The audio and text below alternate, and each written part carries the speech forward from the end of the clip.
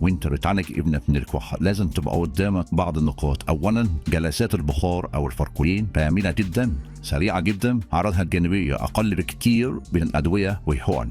تاني حاجة ان مش كل انواع الكحة بتحتاج مضاد حيوي، في انواع كحة بتبقى سببها الفيروسات بتختفي لوحدها بتاخد فترة. ثلاثة مستحيل ان في كحة بتختفي في ثاني يوم او ثالث يوم، الكحة بتاخد من 5 ايام الى 7 ايام وفي بعض الاحيان لمدة 10 ايام. رقم 4 الراحة التامة والسوائل الدافية اهم من عناب الكحة. 5 عناب الكحة مش ادوية بس، عناب الكحة لازم الطفل يشم هواء نظيف بدون دخان او اتربة.